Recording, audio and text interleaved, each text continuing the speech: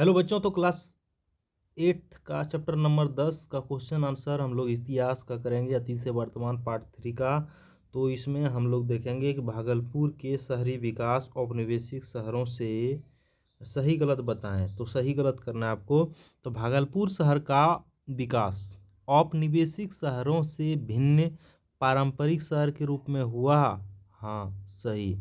क्योंकि भागलपुर में क्या था, भागलपुर में कटाई बुनाई का काम चलता था, तो पारंपरिक शहर था ये, ना कि उद्योग धंधा वाला शहर था। तो ये हो गया सही। मुस्लिम काल में भागलपुर शहर सूफी संस्कृति का केंद्र नहीं था। मुस्लिम काल में भागलपुर शहर सूफी संस्कृति का केंद्र नहीं था। ये बात गलत है, केंद्र था। मुस्लिम काल में भागलपुर सूफी संस्कृति का केंद्र था। यहाँ सूफी लोग रहते थे। 19वीं शताब्दी में भागलपुर में बंगाली और मारवाड़ी समुदाय का आगमन हुआ। सही है। भारत के आधुनिक शहरों का विकास औद्योगिकरण के साथ हुआ। हाँ, प्रेसिडेंसी शहरों में गोरे और काले लोग अलग अलग इलाके में रहते थे। हाँ, सही है। अब निम्नलिखित का जोड़े बनाए। प्रेसिडेंसी शहर कौन कौन सा है? बॉम्बे है, कलकत्ता है, मद्रास। रेलवे शहर कौन सा है? बरेली है, जमालपुर है। औद्योगिक शहर कानपुर और जमशेदपुर है। अगला है, रिक्त स्थानों को भरिए। भागलपुर नगर पालिका की स्थापना कब हुई? 1864 ईस्वी में हुई थी। डैश ईस्वी में हुई थी, तो 1864 ईस्वी में हुई थी। भागलपुर में सिल्क कपड़ा का उत्पादन केंद्र जमुनिया और बरारी था। हाँ, जमुनिया और बरारी था। भागलपुर में सांस्कृतिक गतिविधियों को बढ़ावा देने वाले प्रमुख संस्कृति कर्मी ललित नारायण मिश्रा थे। हाँ, ललित नारायण मिश्रा थे, जिस प्रमुख सांस्कृतिक गतिविधियों को बढ़ावा देने वाले सांस्कृतिक कर्मी थे। रेलवे स्टेशन कच्चे माल का निर्यात और आयातित वस्तुओं का आगमन का स्थल था। अगला है कि कालजयी उपन्यास चरित्रहीन की रचना शरचंद्र चट्टोपाध्याय ने की। कालजयी उपन्यास चरित्रहीन की रचना शरतचंद्र चट्टोपाध्याय ने चरित्रहीन कालजयी उपन्यास की रचना की। अगला है, शहरीकरण का आशय है, क्या है? तो शहरीकरण का तात्पर्य उस प्रक्रिया से है जिसमें ग्रामीण क्षेत्रों की जनसंख्या धीरे धीरे शहरों की ओर स्थानांतरित होती है और छोटे छोटे कस्बे विकसित होकर शहर का रूप ले लेते हैं। इसमें जनसंख्या घनत्व, अधोसंरचना यानी इंफ्रास्ट्रक्चर, परिवहन, शिक्षा, स्वास्थ्य सेवाएं, रोजगार के अवसर में वृद्धि होती है और यह सामाजिक, आर्थिक और सांस्कृतिक दृष्टि से भी परिवर्तन लाने वाली प्रक्रिया है। तो क्या है उस इसका कि शहरीकरण का आशय क्या है? तो शहरीकरण का तात्पर्य उस प्रक्रिया से है। किस प्रक्रिया से? जिसमें ग्रामीण क्षेत्र की जनसंख्या धीरे धीरे शहर की ओर जाती है, शहर की ओर स्थानांतरित होती है, मतलब उधर जाती है, और छोटे छोटे कस्बा मतलब छोटा शहर के रूप में विकसित होकर धीरे धीरे बड़ा कस्बा यानी बड़ा शहर यानी शहर के रूप में। कस्बा हो गया शहर से छोटा जगह, और उससे पहले कस्बा बनता है, उसके बाद फिर शहर बनता है, शहर से फिर बड़ा शहर बनता है, जिसमें जनसंख्या घनत्व ज़्यादा भी होता है, घनत्व बढ़ता है, अधोसंरचना इंफ्रास्ट्रक्चर ज़्यादा होती है, परिवहन, शिक्षा, स्वास्थ्य सेवाएं और रोजगार के अवसर भी वहाँ ज़्यादा मिलते हैं, और यह सामाजिक, आर्थिक और सांस्कृतिक दृष्टि से परिवर्तन लाने वाली प्रक्रिया है। अगला है, 18वीं शताब्दी में नए शहरी केंद्रों के विकास की प्रक्रिया पर प्रकाश डाला है। तो 18वीं शताब्दी मतलब 1701 से लेकर 1799 तक की बात कर रही है। तो इसमें नए शहरों के विकास की प्रक्रिया पर प्रकाश डाला है। 18वीं शताब्दी में जैसे जैसे अंग्रेजों का भारत पर प्रभुत्व यानी जमावड़ा बढ़ा, भारत पर क्या बना, उनका शासन बढ़ा। 1757 की क्रांति के बाद मुख्य रूप से देखा जाता है, 1757 के बाद उनका प्रभुत्व जो बक्सर का 1764 में हुआ, उसके बाद 18वीं शताब्दी में काफ़ी ज़्यादा उसका वर्चस्व देखा गया। वैसे वैसे उन्होंने व्यापारिक और प्रशासनिक दृष्टि से नए शहरी केंद्रों का विकास किया। किसने किया? व्यापारिक और प्रशासनिक दृष्टि से नए शहरों का विकास तो अंग्रेजों ने किया। बंदरगाह जैसे कि बम्बे मुंबई बोलते हैं, बंदरगाह शहर हैं ये लोग, ये सब।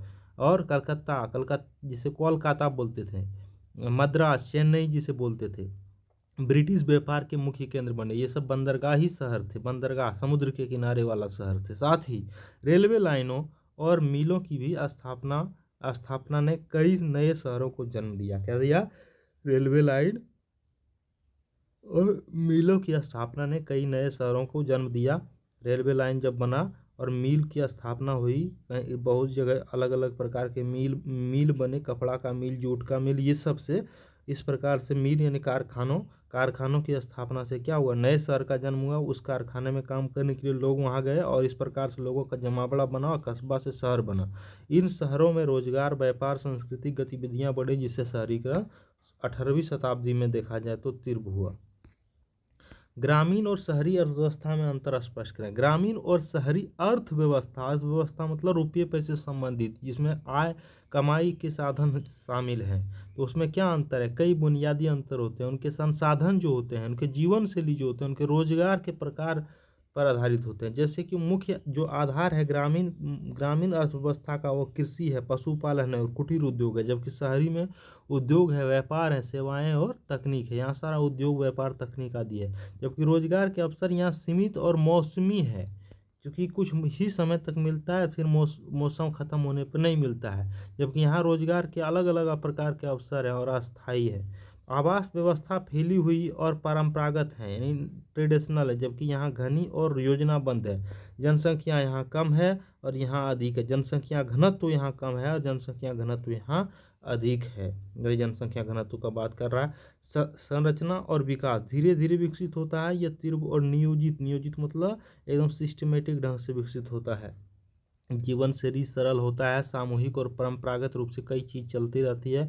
आधुनिक होती है, यहाँ पे व्यस्तता ज़्यादा होती है, व्यक्तिगत होता है, लोग एक दूसरे से उतना ज़्यादा मतलब नहीं रखते हैं शहर में। ग्रामीण निष्कर्ष ये है कि ग्रामीण व्यवस्था मुख्य रूप से कृषि पर आधारित होती है, जबकि शहरी व्यवस्था मुख्य रूप से आधुनिक उद्योग, सेवाएं, व्यापार प्रमुख है। दोनों का योगदान देश की समग्र अर्थव्यवस्था, आर्थिक प्रगति महत्वपूर्ण होती है। दोनों देशों की समग्र आर्थिक प्रगति में महत्वपूर्ण होती है। भागलपुर शहर एक व्यावसायिक केंद्र एवं सांस्कृतिक नगर था। कैसे? तो भागलपुर को सिल्क सिटी भी कहा जाता है, क्योंकि यह भारत के प्रमुख रेशम उत्पादन केंद्र रहा है। क्या रहा है? रेशम उत्पादन केंद्र रहा है। यहाँ सिल्क उद्योग शहर को व्यावसायिक रूप से समृद्ध बनाया। यहाँ के सिल्क उद्योग ने शहर को व्यावसायिक रूप से समृद्ध बनाया। इसके साथ ही यह सांस्कृतिक रूप से भी समृद्ध है। यहाँ सूफी संस्कृति, बंगाली, मारवाड़ी समुदाय की उपस्थिति है। यहाँ क्यों नहीं? सूफी संस्कृति भी है, बंगाली लोग भी है, मारवाड़ी लोग भी है उपस्थिति। और साहित्यिक गतिविधियाँ, सांस्कृतिक मंचों की भी भरमार है। शरत चंद्र चट्टोपाध्याय जैसे साहित्यकार ने भी भागलपुर की रचनाएं की है। अगला, भागलपुर को सिल्क सिटी क्यों कहा जाता है? ये तो हम लोग देख ही लिए। अच्छा, आगे है।